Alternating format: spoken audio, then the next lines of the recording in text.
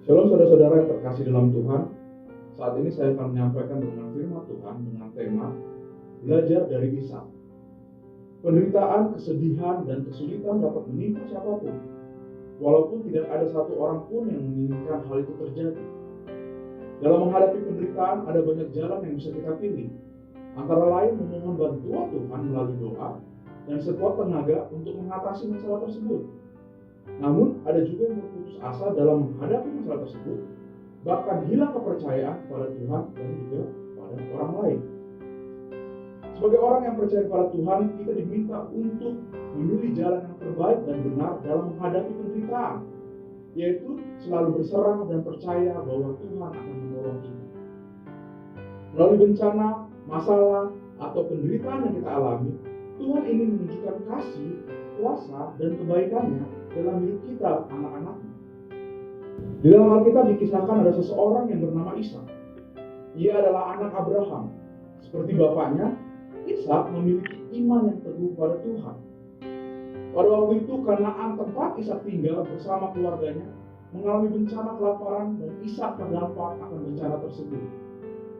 Lalu Tuhan berfirman dan memerintahkan Ishak untuk pergi ke tempat yang ditunjukkan Tuhan, dan Tuhan berjanji untuk menyertai dan memberkati Ishak. Ishak melaksanakan perintah Tuhan tersebut dengan penuh iman, ketaatan, dan juga kesetiaan. Karena tindakannya tersebut, Tuhan menepati janjinya untuk memberkati dan melindungi Ishak. Kisah Ishak ini dapat kita baca dalam Kejadian 26 ayat 1-6 dan juga 12-14. Di sana diceritakan demikian. Maka timbullah kelaparan di negeri itu. Ini bukan kelaparan pertama yang telah terjadi dalam zaman Abraham. Sebab itu, Ishak pergi ke Gerar pada Abimelek, raja orang Filistin. Lalu Tuhan menampakkan diri kepadanya serta berfirman, "Janganlah pergi ke Mesir, diamlah di negeri yang akan kukatakan kepadamu." Ayat 3, "Tinggallah di negeri ini sebagai orang asing, maka aku akan menyertai engkau dan memberkati engkau. Sebab kepadamu lah dan kepada keturunanmu akan kuberikan seluruh negeri ini. Dan aku akan menepati sumpah yang telah kuikrarkan kepada Abraham ayahmu." Ayat 4, "Aku akan membuat banyak keturunanmu seperti bintang di langit. Aku akan memberikan kepada keturunanmu seluruh negeri ini, dan oleh keturunanmu semua bangsa di bumi akan mendapat berkat." Ayat 5, "Karena Abraham telah mendengarkan firman-Ku dan memelihara kewajibannya kepadaku, yaitu segala perintah, ketetapan, dan hukum-Ku." Ayat 6 dikatakan, "Jadi tinggallah Ishak di Gerar." Lalu di ayat 12 dikatakan, "Maka menaburlah Ishak di tanah itu, dan dalam tahun itu juga ia mendapat hasil 100 kali lipat, sebab ia diberkati Tuhan. Dan orang itu menjadi kaya, bahkan kianlah makin kaya, sehingga ia menjadi sangat kaya." Di ayat 14 dikatakan, "Ia mempunyai kumpulan kambing domba dan lembu sapi serta banyak anak buah, sehingga orang Filistin itu cemburu kepadanya." Lalu apa yang dapat kita pelajari melalui kisah Ishak yang telah kita baca tadi? Ada dua hal yang dapat kita pelajari dari kisah Ishak ini. Yang pertama, Ishak taat akan perintah Tuhan. Dalam Kejadian 26 ayat 1-3 dan 6 mengatakan, "Lalu Tuhan menampakkan diri kepadanya serta berfirman, janganlah pergi ke Mesir, diamlah di negeri yang akan kukatakan kepadamu."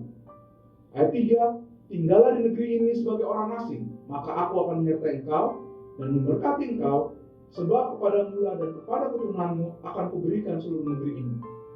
Dan aku akan menepati sumpah yang telah kuikrarkan kepada Abraham ayahmu."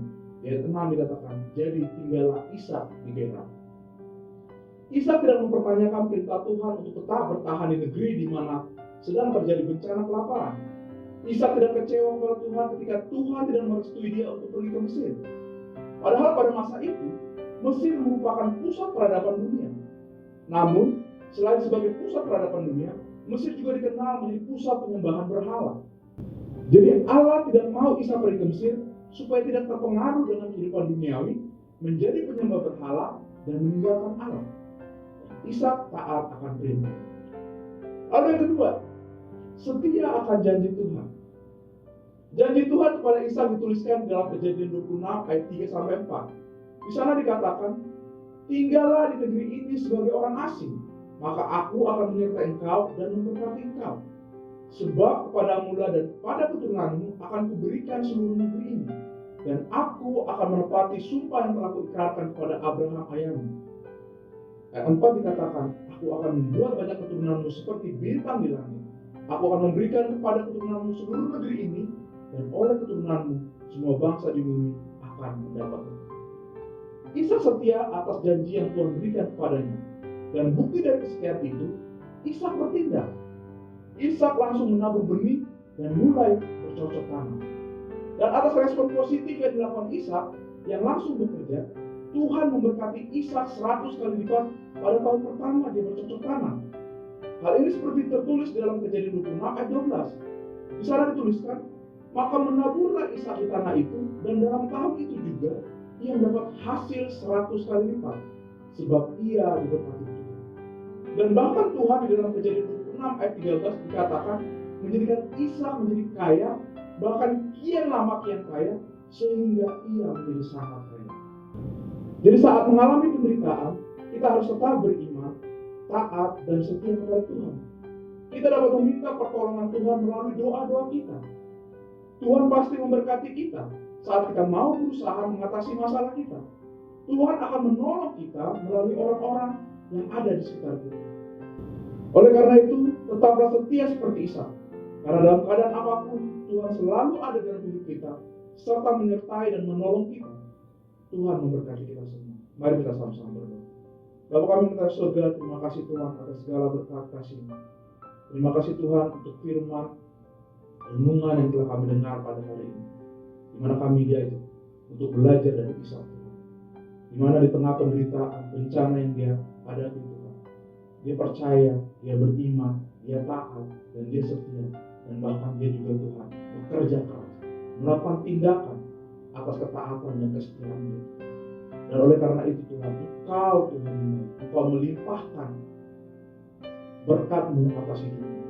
Dan kami juga percaya Tuhan, ketika kami Tuhan di tengah penderitaan kami, di tengah bencana yang sedang kami alami Tuhan, mungkin hari-hari ini, kami juga mau belajar Tuhan untuk taat kepada-Mu, untuk setia kepada-Mu, dan tentunya untuk melakukan satu tindakan atas ketaatan dan kesetiaan kami. Dan oleh karena itu kami percaya Tuhan, Engkau akan menyertai kami, Engkau akan menolong kami dengan cara-Mu, dan bahkan Engkau akan melimpahkan berkat-berkat-Mu kepada kami. Terima kasih Tuhan untuk janji ini. Biarlah itu terjadi atas hidup kami semua, dan kami tetap menyerahkan hidup kami di dalam Tuhan. Dalam nama Tuhan Yesus kami bersyukur. Haleluya. Amin.